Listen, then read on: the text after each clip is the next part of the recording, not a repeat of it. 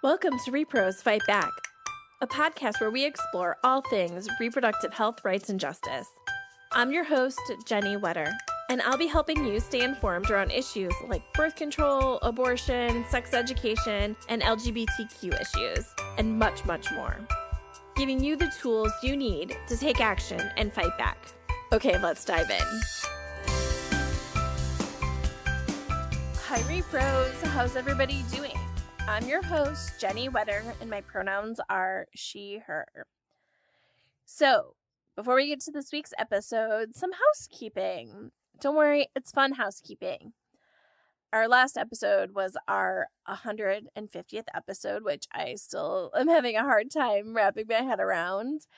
And in December, we're going to have been a podcast for 5 years.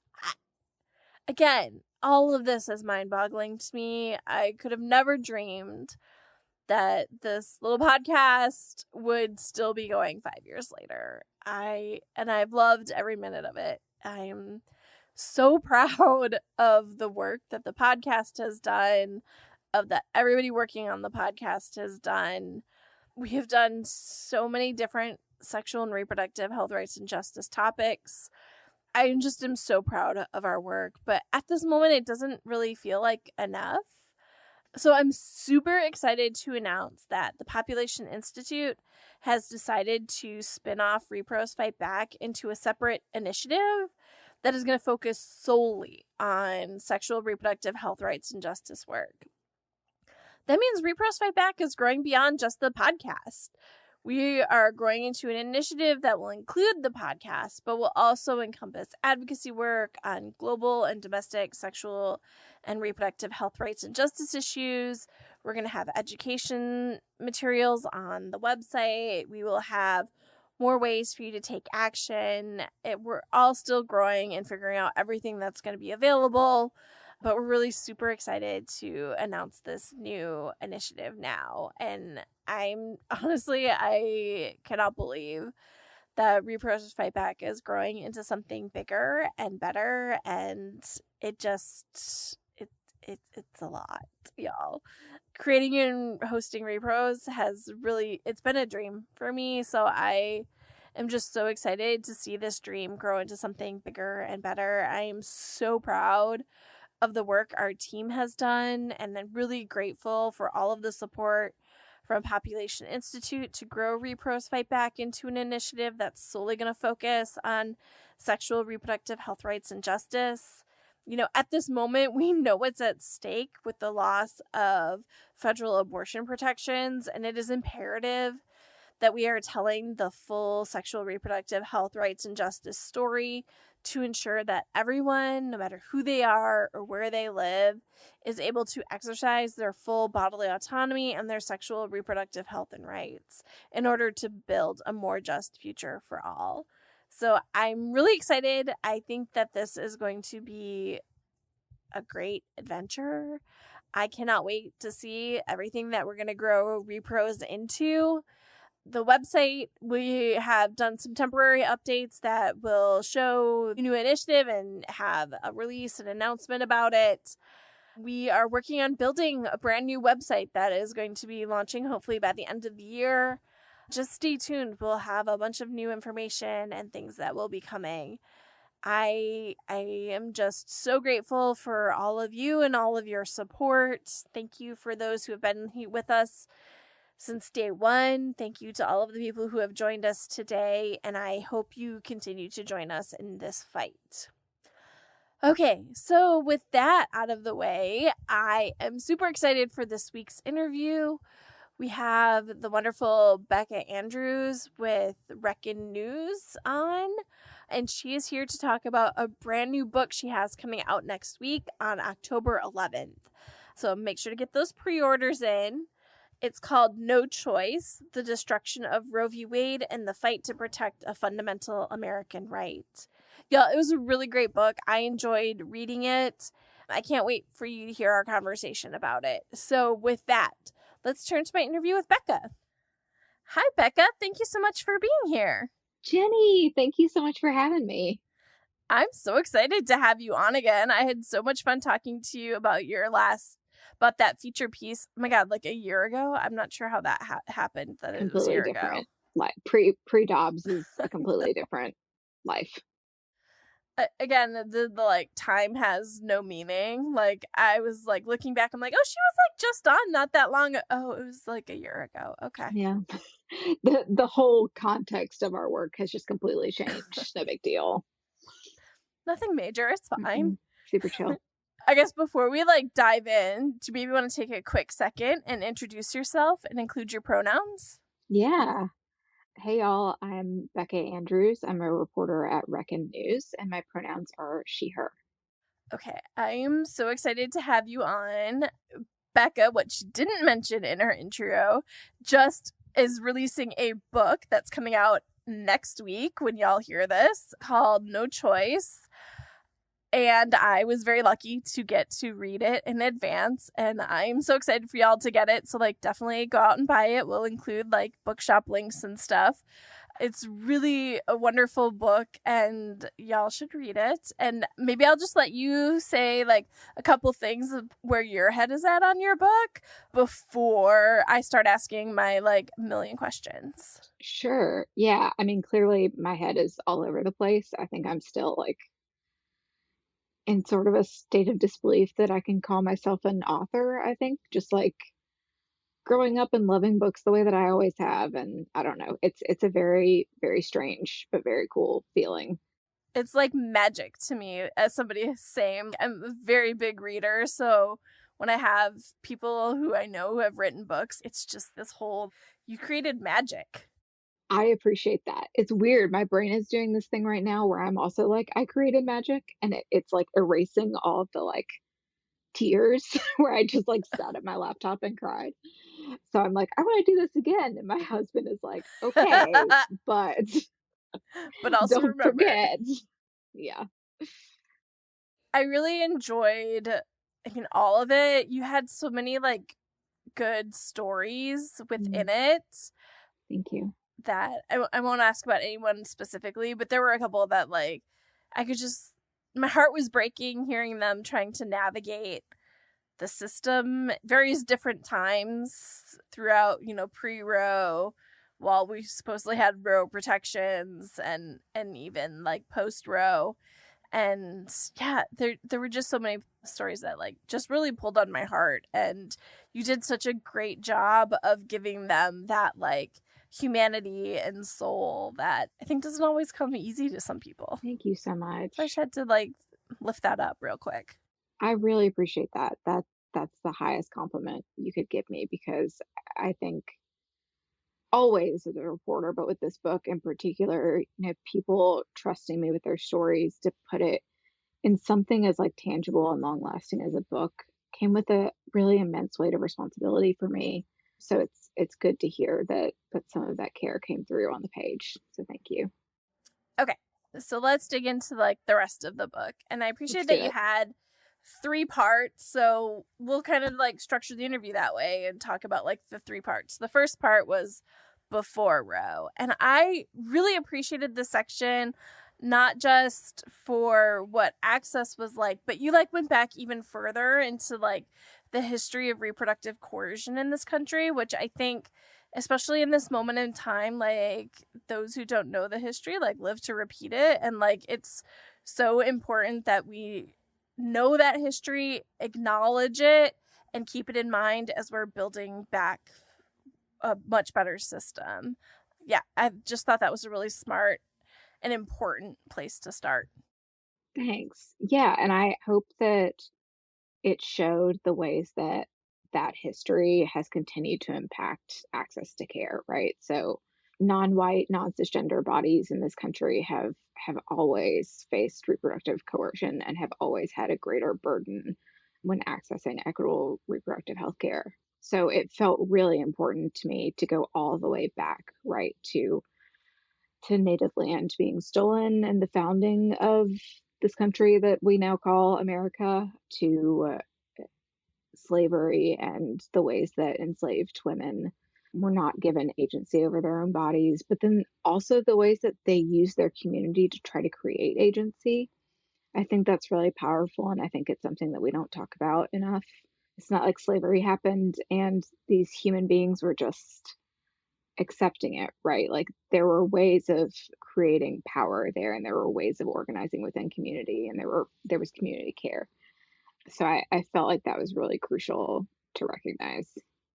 Yeah, I agree. And it just, as I was like reading further, then like it just like carries through because you talk about, you know, the reproductive justice movement and the disparities of access. And like you could just feel that thread through the whole book and like remember where we came from and like it's not gone. Like it may be showing up in different ways, but this disparity in access to care shows up to this day. And the ways that the medical system, as we see it now, I mean, medicine started out as care, right? As a way for us to take care of each other. And then it sort of morphed into this way for men to have control, economic control, and also control over people's bodies. And I think that history really resounds today, you know, as we're hearing people like Lindsey Graham propose a 15-week national abortion ban or all the different men in state houses that are sort of like playing with how far they can push abortion restrictions now that Roe is officially dead. I mean, this is something that has been going on since the creation of professionalized medicine. Yeah, and I also really appreciated you got a little bit into like how abortion became separated and like became like seen as separate from healthcare, which I thought was also really important history because it is often talked about as like this other thing. Like we always have to remind people that abortion access and abortion care is healthcare, but so often it is seen as separate. Yeah, 100%. And that's by design. That is a feature, not a bug. My other favorite thing, and it's something that is absolutely a failing of mine, of so many other things to like have to read that they're on my list to learn more about, but like it was really great to learn more about Jane and the Clergy Consultative Service, like, and the Society for Human Abortion. It was really great to learn about those pre-Roe groups that like came together to make sure that people were getting access to care. Yeah, I mean, I have to say, like, digging into the historical side of things was actually one of my favorite parts of writing this book, which I didn't expect. But getting to sort of get into these characters' heads and really do my best to understand their motivations and understand their desires to really help people who needed it. God, it was inspiring. It was a total privilege. I think particularly in the chapter about the Society for Humane Abortion, I really fell in love with the character of Patricia McGinnis. I mean, she is just the original abortion baddie. Like she did it all, right? And she bucked convention and she bucked the religion. She was raised Catholic. She bucked the religion that she was raised in and ended up just doing this incredible thing for so many people. And she just did that on her own. She wasn't empowered to do that. She didn't have the tools to do it. She just made it happen. I think that there's a lot of that in our history. Yeah, it was really great. You hear about Jane or those other groups, and like you hear about them often as like this organization that was doing all this work, but it was really great to focus it a little bit on the people and like what they were going through. Like it really brought those stories to life in a different way. And like I said, this was an area that I definitely need to do more reading on. I know about them, but like it was really great to get a deeper knowledge and like created this hunger to like read all the books now and like learn even more. Yes. Oh my God. I hope everyone looks at like the back of the book where included where I got a lot of this information because the book stands on the shoulders of so many books before it. So yeah, I hope y'all check those books out. Okay, so I guess maybe that'll bring us to like the middle of the book, which is probably the bigger section, which is the beginning of the end, which is so sad because really Roe wasn't around, the protections of Roe weren't around very long before it was already starting to be chipped away at. Yeah, not at all. I mean, it's really depressing that Roe did not even really last a full generation, right? Like we got cut off right at 49 years. So it maybe the most surreal part for me of this book was interviewing women about their experiences before Roe as we knew the Supreme Court was moving to overturn it. I mean, it's it's so wild that people have been through seeking illegal abortion in this country, and now they're watching their grandchildren potentially have to do the same thing. It's just I don't have words. I'm a writer and I don't have words. Yeah, it's really amazing to think that that's where we're, because we always think that, progress is a straight line, or feels like it can be a straight line when you like look back at history. It feels like we're always moving in like a steady flow, but like it's a jarring slash important reminder that sometimes there are these times where we step backwards, but that just means we have to keep fighting harder to like make sure that we continue to go forward. 100%. And that we have to fight for everybody. Yes. And I think that was, again, the really important thing that came out, right? You talked about how when Hyde was first put in place, that it didn't create as much of a ripple among a lot of the white feminists, and just kind of, okay, like, bummer, keep going forward. We're good. We have Roe. And like, not seeing that that really impacted so many people, and that those were already the most marginalized, and like we needed to fight to make sure that everybody kept access. Yeah, absolutely. I mean, that was really disturbing for me, really digging into the white feminism parts of this book and the ways that, like, upper middle class white women in particular, obviously not all, but a lot, I mean, enough to make a significant change in history, really got complacent and decided that, you know, their needs kind of took priority over everyone else's. So, the Hyde Amendment is, I think, the most crystallized example of that, where it's just they were so convinced that they had the power and that it was all going to be fine and that something like Hyde just would go away, that they didn't take action against it. And then people died for that. Rosie Jimenez died. I It's sobering to me, especially as a white woman of privilege, to think about, you know, what our foremothers did and how they acted. And I think it places a great amount of responsibility on our shoulders to do better. Absolutely. And it I think one of the chapters that I really enjoyed was the one with Lori Bertram Roberts, Mm, talking about access in Mississippi, and like telling that broader like reproductive justice story of like, listen, it starts before the abortion, where people are not being able to access care or being marginalized, and like we need to remember that and like talk through the whole thing. And after, or if people are choosing not to have an abortion, like they need to be supported through the whole range. I just thought that was a really important point to like pull out. But yeah, that was one of my favorite chapters.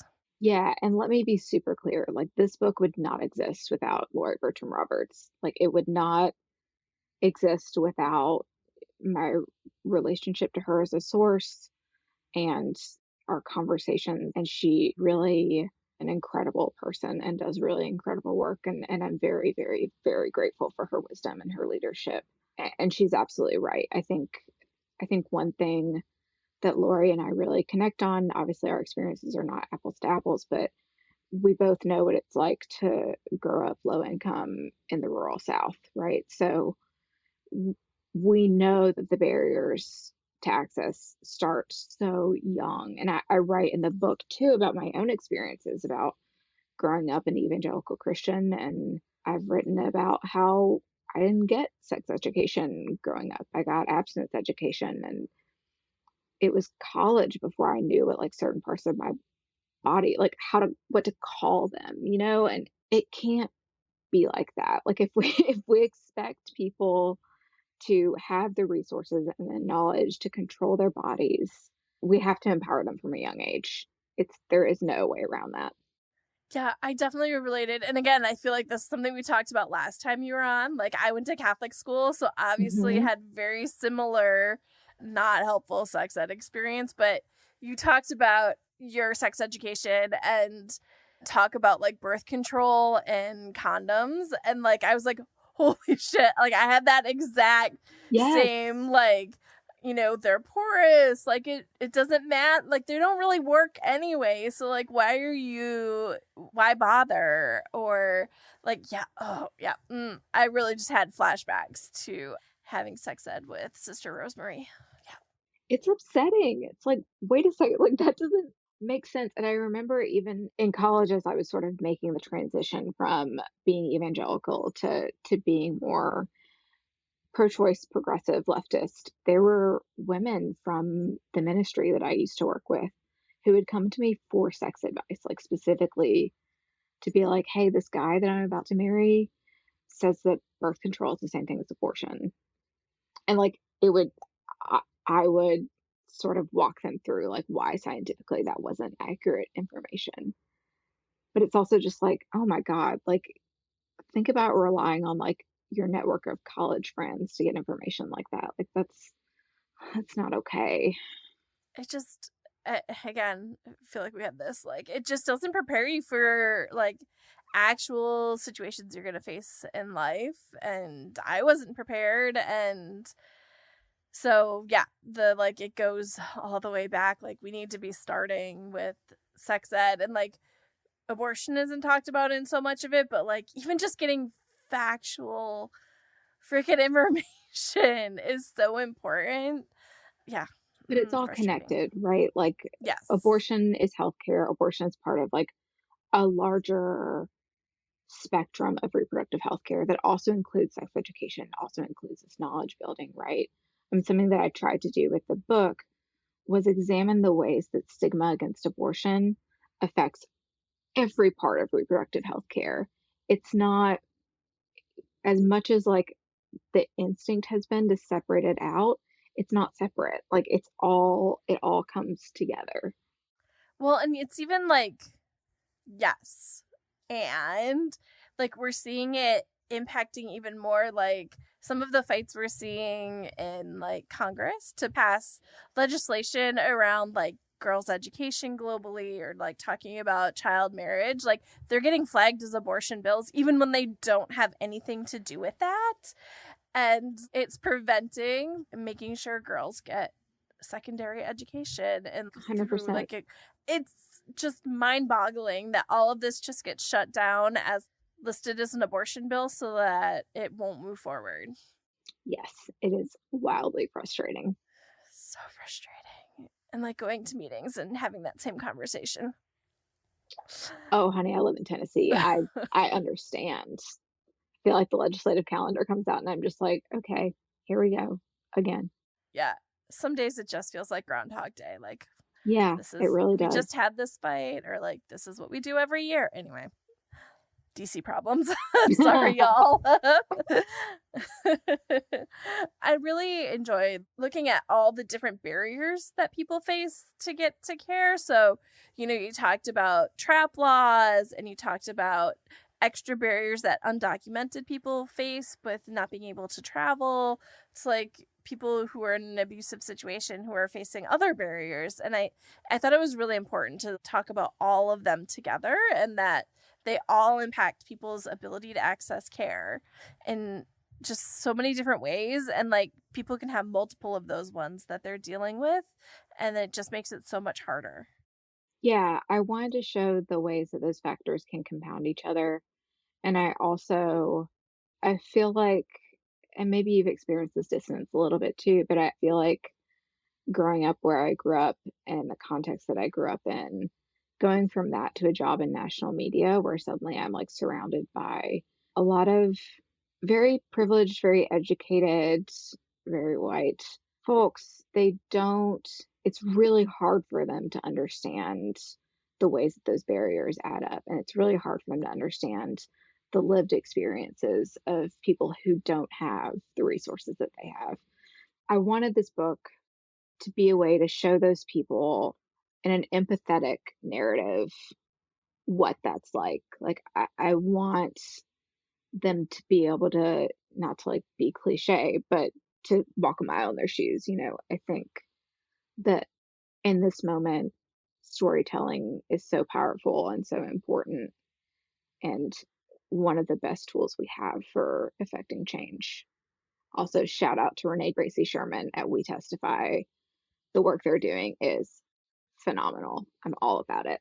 Absolutely. I was so grateful. I had her provide storytellers. We did 2 episodes in the spring with Oh, storytellers yeah. sharing their stories, and like some of my favorite episodes. And again, your stories were definitely the things that like stood out in the book, of like illustrating all of these barriers that people faced or are still facing, to really put that human face on it. Because I think, this makes me think of something else you were talking about. I guess this gets a little bit towards like the end of Roe, but it was the challenges of getting newsrooms to like talk about all of these different things that were coming out, but they weren't like the big and splashy, like 6-week bans or stuff. And like, so they weren't getting as much coverage or getting clicked on. And so people were not aware.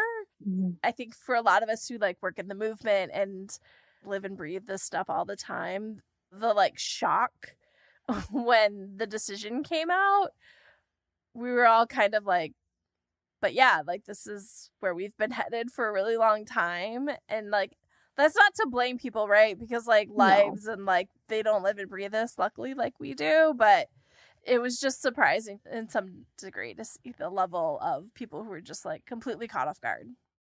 Well, and I think it is a direct side effect of misogyny, right? I think it's a direct side effect of abortion rights being deprioritized in the news and being framed as a political issue and like a political football instead of a real thing that impacts people's lives, a real thing that can change what economic bracket you're in. Like something like that is a big deal. And I think that like we as the media have really failed to cover it in its proper context and give it its due. Oh yeah, So, the like politicizing of it, like it mhm, automatically becomes a political issue.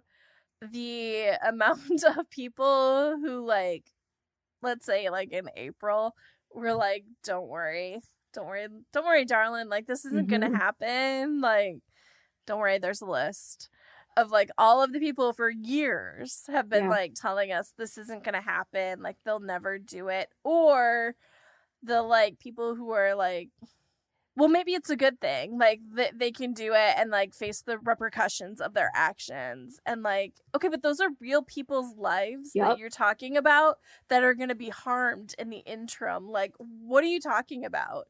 nothing makes me angrier than the people who, for the Yes. last year, 6 months, have been like, maybe that's what needs to happen. Maybe Roe just needs to fall. Because it's always, always privileged white women who will not bear the brunt of its consequences. And it makes me furious. Anyway, I'm Oh, sorry you makes got me me on want to my light things on soapbox. fire. I like, I cannot handle it. I mean, I think what's frustrating from like a journalistic perspective is that there's so many incredible reporters out there who do this work well, who are on like the reproductive beat and who do what they're supposed to do, but they're in newsrooms that are really strapped for resources and also led by people who don't consider repro, you know, maybe like the sexiest beat or like the most important beat. So time and time again, those reporters are not invested in, right? And so they keep writing these stories, and the stories don't have the reach because the newsroom is choosing to not invest. And I think a consequence of that has been that after Roe fell, you saw people really scrambling and overwhelming funds and clinics and anyone even like remotely connected with abortion care in kind of a clumsy way because they were also just throwing reporters on the beat and be like, "Oh, this is a story now, so time to go." When it was just like, no, like reporters, please don't call a fund hotline. Like use their media email, like just Yeah. like kind of basic things like that. But everything was so intense and there was so much pressure and it just got really chaotic and really messy really fast in a way that made me very sad.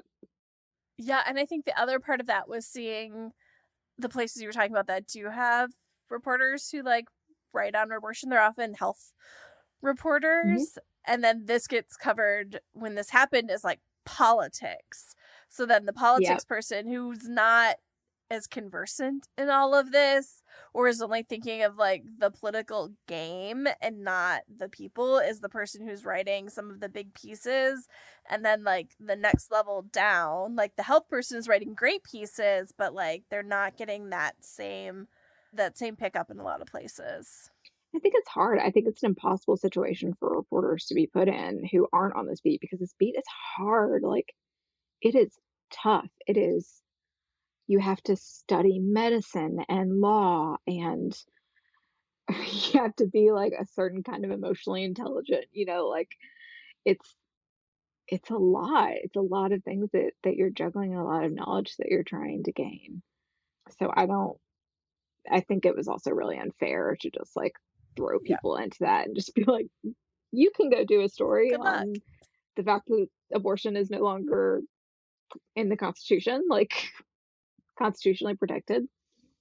Okay. I actually want to take a step back Yeah, we into should. like Sorry, I like no, I know this is the spun same. out. Like it makes me mad. But there was like another chapter that I really wanted to make sure we talk about because I think Mm, this is something that isn't talked about as much anymore. And that was the one where you talked about abortion providers and mm, security. And I remember when Dr. Tiller was killed. Like I had like just started working in this field then, and so like I have like an understanding of it, but reading the part where Dr. Torres is like talking about the steps that she takes to keep herself safe, like there was like knowing and then there was like reading it, and I was just like, mm. man, like just thinking of the abortion providers and people who work in clinics who are having to deal with all of this and like the fall of Roe. You talked about the burnout clinics are facing, but also having to deal with very real security threats. Yeah, it's a lot. It's a lot to have to manage. And I think that I really feel for abortion providers in a specific kind of way because they're working in a field where their work has also been devalued. They're not making the money that people think they're going to make going into medicine, right? Right. And they're taking on like all this extra personal risk. And that risk leaks into every single part of their lives, right? So if you're an abortion provider and you have kids, like, and you live in a hostile state, like you have to worry about that. Like you have to think about whether or not someone is a threat to your children. Like I cannot imagine that. Like I cannot imagine having to think about that and like what school I'm gonna send my kid to and like if they're gonna be safe there and if their teachers are like pro-choice or anti-choice. They have to think about what church they're gonna go to, where they go to the grocery store, if they should take different routes to work. I mean, it is exhausting. Like it must be completely draining to have to go through those steps and those checklists in your head every day, not only like for your own personal safety, but for the personal safety of those around you and those people that you care about. And I don't think that we really think about that enough and the cost that comes with that. Yeah. It that was a very upsetting chapter. And like again, I already had like a base level of knowledge of that, but it Mhm. just I don't know if there was something about the way you told those stories that again, it just like really like made it hit home in a different way I think sort of like with than like with the knowing. yeah, totally. I mean, I think sort of like with looking at barriers to abortion access, I wanted to really portray like how all this stuff adds up in someone's life because it's never just one thing, right? It's all of these things at once. Okay. So maybe we'll just like go to the end. And I think you did a really great job of like, man, I'm sure you were like scrambling to get these like last couple chapters because I'm sure you had your book like almost turned in Hmm. when Roe fell. So, oh my God, kudos to like Thank you. getting it done and out. But it was really great to like talk about how we need to like learn from our past to move forward, and like how our foundation needs to be built on reproductive justice to be able to get to where we need to be. Yeah, absolutely. I mean, I thought I was gonna have like a nice cushy like 2 months of like revising and like tweaking things, and then suddenly it was like, oh no, like this needs to be done in a couple weeks. You should hire another fact Yeah, checker.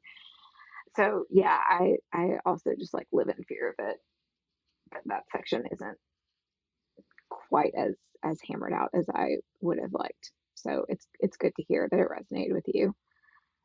Yeah, I mean, I think like, to be very clear, like again, I'm not one of those people who's like, oh, maybe like Roe will fall and then like we can do things better, or like that's what it will take, or what. Like that's never been my position.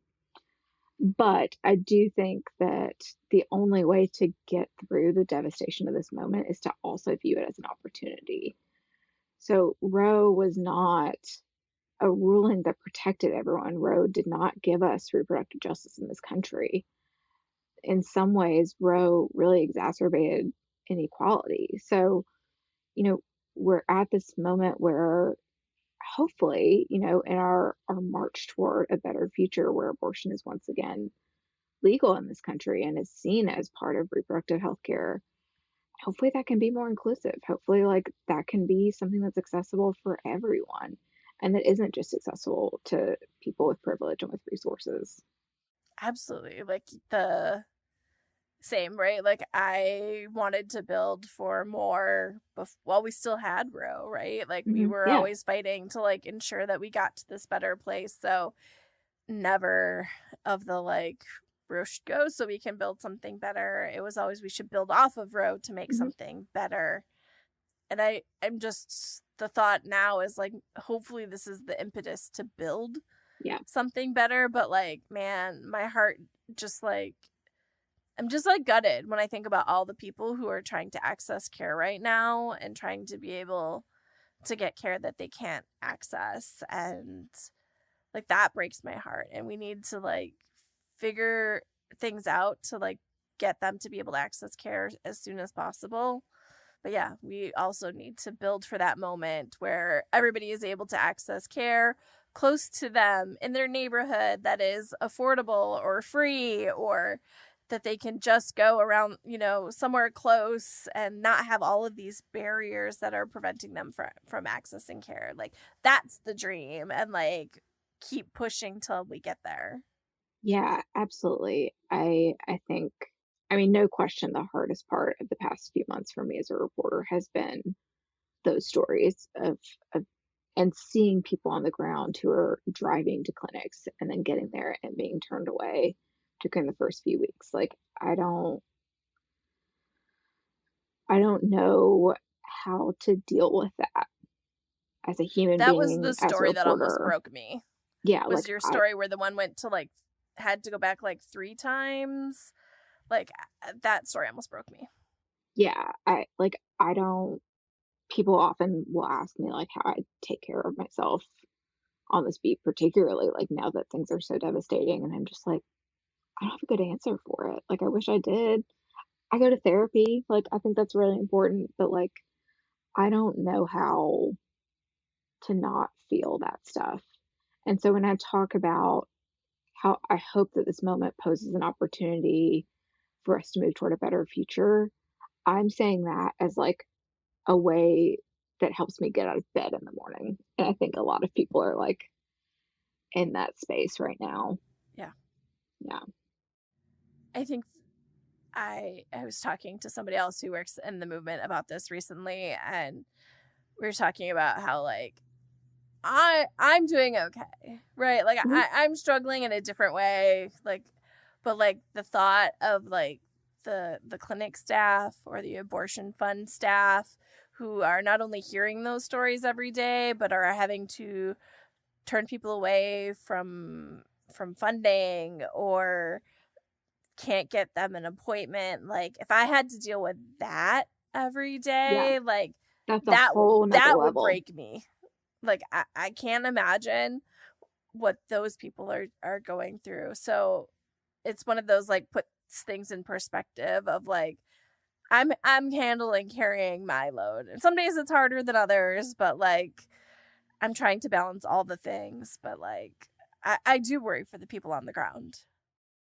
Yes, absolutely. I mean, I I think if you go into that sort of work, you're doing it for several reasons. And I don't think that there are a lot of people who go into that work as just a job, right? I think for a lot of Right. people it's hard work, it's mission oriented, and to not be able to care for people in the way that is really necessary. I mean, it yeah, it, it's awful. If I couldn't do my job, which is not as important, I don't think, as what those folks are doing, like, I think I would lose myself. So, imagining what that's like for Yeah. clinic workers and staff just is horrible. And talking to them about it, I think it's just devastation all around, and they deserve better. Okay. So I usually wrap up my interviews asking, like, what can people do? But I think I'm going to just answer that question this week and say everybody should go out and buy Becca's book, No Choice, and read it. It's really a great book, and I'm so grateful that I got an advance copy and that I could talk to Becca about it. It comes out next week, October 11th. So please, I'm sure she would appreciate the pre-orders if people could do that, but also whenever you get the chance, or even requesting it for your library to get it is also really important as well. Becca, thank you so much for being here. Oh, thank you so much, Jenny. I really appreciate this, and I appreciate you and your podcast. Oh, thank you.